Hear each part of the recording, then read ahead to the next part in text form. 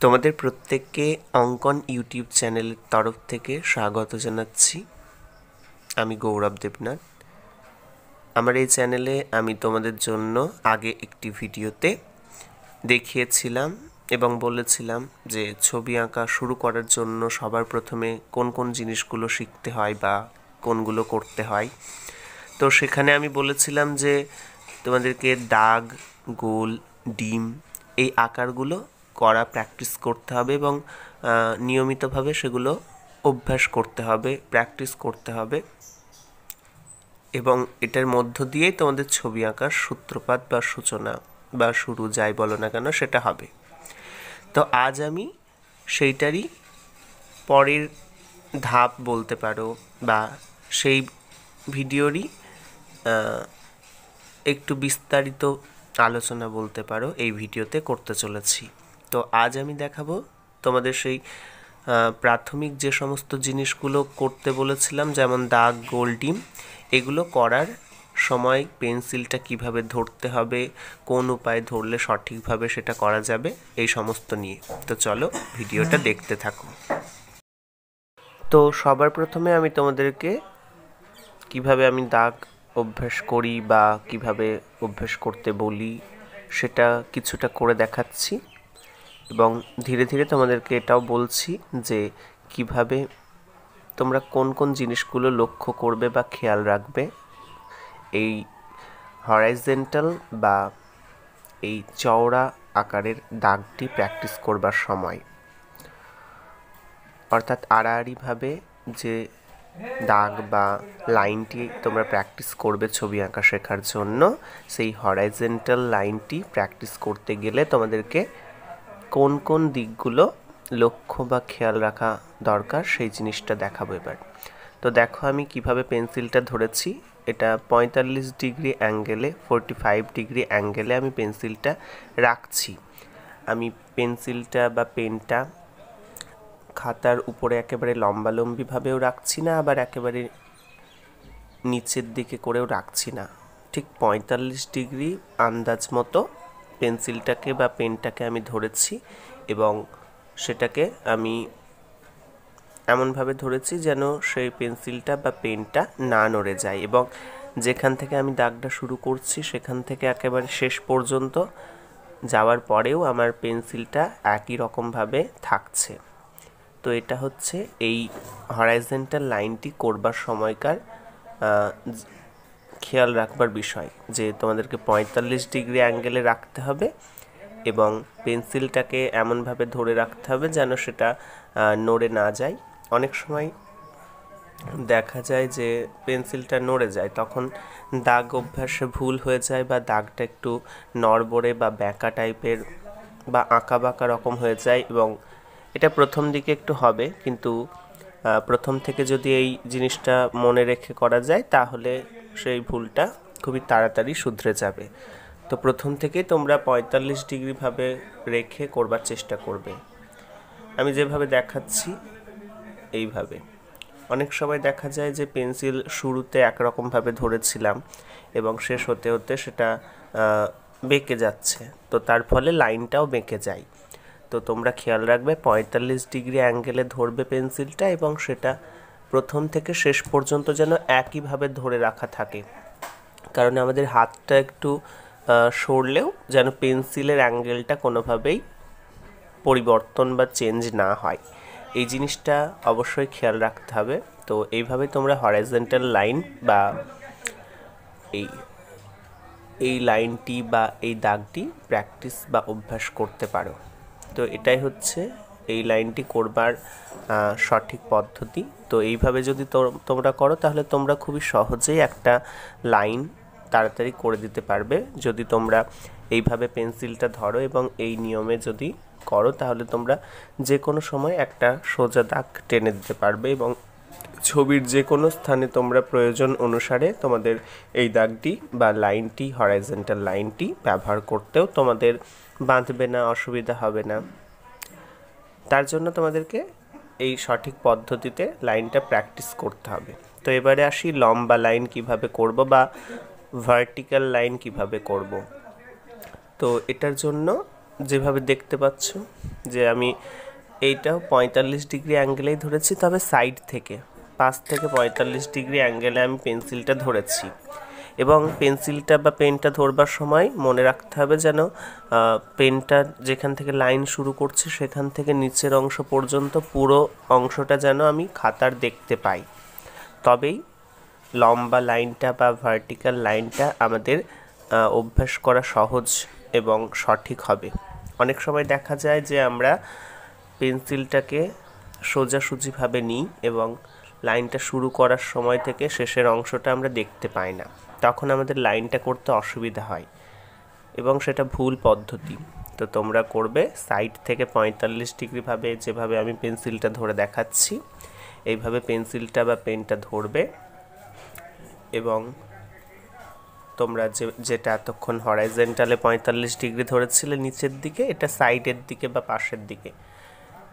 তোমাদেরকে খেয়াল রাখতে হবে যে একেবারে সোজাসুজি পেন্সিলটা ধরলে হবে না, সাইড থেকে তোমাদেরকে 45 ডিগ্রি অ্যাঙ্গেলে রেখেই এই লম্বা দাগটা প্র্যাকটিস করতে হবে। আর মনে থাকে যেন যেখান থেকে লাইনটা শুরু হচ্ছে সেখান থেকে শেষ পর্যন্ত অংশটা যেন তোমরা পরিষ্কারভাবে দেখতে পাও, যেন তার মাঝে হাত না চলে আসে, সেই জন্য তোমাদেরকে সাইড থেকে 45 ডিগ্রিটা করার প্র্যাকটিস করতে হবে। তো এটা গেল ভার্টিক্যাল লাইন, অর্থাৎ আমরা হরাইজেন্টাল এবং ভার্টিক্যাল দুটো লাইনই 45 ডিগ্রিতেই করতে পারছি, শুধু আমাদেরকে 45 ডিগ্রিটা আলাদা আলাদা সাইড থেকে বা আলাদা আলাদা দিক থেকে ধরতে হচ্ছে। তো এবারে আমরা আসবো যে কিভাবে আমরা ডিম্বাকার প্র্যাকটিস করতে পারি সেটার জন্য। তো ডিম্বাকার করার জন্য আমরা 45 ডিগ্রি রাখছি এবং ঠিক যেভাবে দেখাচ্ছি দুই সাইডে কিছুবার করে, ধরা যাক এই সাইডে 5 বার করে করছি, আবার বিপরীত দিকে 5 বার করে করছি। তো এটা আমরা যেটা হরাইজেন্টাল লাইনের জন্য 45 ডিগ্রি বা 45 ডিগ্রি ধরেছিলাম ওই পদ্ধতিতে ধরেও আমরা ডিম্বাকার করতে পারি, অর্থাৎ 45 ডিগ্রিটাকে আমরা নানা দিকে হাত ঘুরিয়ে 45 ডিগ্রিটা রেখে হাতটা যদি আমরা পেন্সিলটা যদি লক করে অর্থাৎ পেন্সিলটাকে ঠিকভাবে ধরে করতে পারি তাহলেই সেটা আমাদের ডিম্বাকার হয়ে যাবে। নানা দিক থেকে যেদিকে আমাদের ডিম্বাকার প্রয়োজন সেই দিক থেকে আমরা করতে পারবো এই 45 ডিগ্রিটার সাহায্যে। তোমরা লক্ষ্য করলে দেখতে পাবে পেন্সিলটা আমি যে অ্যাঙ্গেলে ধরেছি সেটা 45 ডিগ্রি অ্যাঙ্গেল এবং এই 45 ডিগ্রি অ্যাঙ্গেলটাই আমি নানা সাইডে নানাভাবে ধরছি, কিন্তু সেটা 45 ডিগ্রি অ্যাঙ্গেলেই রাখছি এবং এই ডিম্বাকারটা করছি। তো এবারে এসো আমরা দেখব কিভাবে বৃত্ত বা সার্কেল প্র্যাকটিস করতে হবে। তার জন্য আমরা পেনটাকে একেবারে সোজাসুজিভাবে খাতার উপর ধরবো 90 ডিগ্রি অ্যাঙ্গেলে, তার থেকে একটু বা খানিকটা পরিমাণে নামিয়ে নেব, অর্থাৎ 85 ডিগ্রি অ্যাঙ্গেলে আমরা পেন্সিলটাকে বা পেনটাকে ধরে সেটা ঘোরালে সেটা বৃত্ত বা সার্কেল হয়ে যাবে এবং এভাবেই সার্কেল বা বৃত্ত আমরা প্র্যাকটিস করতে পারবো। তো দেখো আমি এবার করে দেখাচ্ছি, সোজাসুজি থেকে একটু খানিকটা পরিমাণ কমিয়ে নিয়ে 85 ডিগ্রি বা 85 ডিগ্রি অ্যাঙ্গেলে রেখে আমরা এই সার্কেলটা বা গোলটা বা বৃত্তটা যাই বলো না কেন সেটা অভ্যাস করতে পারি। তো এটার জন্য আমরা 85 ডিগ্রি অ্যাঙ্গেল রেখেছি। তো তোমরাও 85 ডিগ্রি অ্যাঙ্গেল রেখে এই সার্কেলটা করার জন্য অভ্যাস করো এবং নিয়মিতভাবে 85 ডিগ্রি অ্যাঙ্গেলে রেখে বৃত্ত করার প্র্যাকটিস করো দৈনন্দিন, তাহলে তোমাদেরও দেখবে 85 ডিগ্রি অ্যাঙ্গেলে পেন্সিলটা রেখে যদি তোমরা হাতটা ঘোরাও তাহলে তোমাদের হাতে পারফেক্ট একটা সার্কেল বা বৃত্ত অনায়াসেই হয়ে যাবে এবং সেটা তোমরা ছবিতে যখন ইচ্ছা যেখানে ইচ্ছা প্রয়োজন অনুসারে ব্যবহার করতে পারবে। তো এভাবে তোমরা আলাদা আলাদা অংশের জন্য আলাদা আলাদা মাপে পেন্সিল রাখলে তোমাদের সেই অনুযায়ী যদি অভ্যাস করতে থাকো নিয়মিত তাহলে সেই মাপে বা সেই কোণ অনুসারে যদি পেন্সিলটা তোমরা খাতার উপরে রেখে ঘোরাতে পারো বা টানতে পারো তাহলে তোমাদের একটা সঠিক সোজা লাইন, লম্বা লাইন গোল, ডিম্বাকার সব পারফেক্ট হতে বাধ্য, এবং এইভাবেই তোমরা অভ্যাসের মধ্য দিয়ে এগুলোকে আয়ত্তে আনতে পারো। তো আবার দেখে নাও ভালো করে যে আমি 85 ডিগ্রি অ্যাঙ্গেলে রেখে কিভাবে করছি। আর সব ক্ষেত্রে মনে রাখবে যে হাতের তালু বা কোনো অংশ যেন নিচে না ঠেকে, বা যতটা পরিমাণে পারা যায় যেন খাতা থেকে উপরে থাকে, অর্থাৎ খাতা থেকে ছেড়ে থাকে হাতটা। তোমরা পেন্সিলে করবার সময় এটা বুঝতে পারবে, যদি তোমাদের তালু অংশে পেন্সিলের কালি বা পেন্সিলের শেড লেগে যায় তাহলে তোমরা সেইটাকে লক্ষ্য করবে এবং সেই অনুযায়ী হাতটাকে তুলে করার চেষ্টা করবে। তো আমরা দেখছি যে 45 ডিগ্রি বা 45 ডিগ্রি অ্যাঙ্গেলে আমরা ভার্টিক্যাল লাইন, হরাইজন্টাল লাইন এবং ডিম্বাকার তিনটে জিনিসই করতে পারছি, শুধু আমাদের পেন্সিলের ধরার পদ্ধতিটা একটু আলাদা হচ্ছে।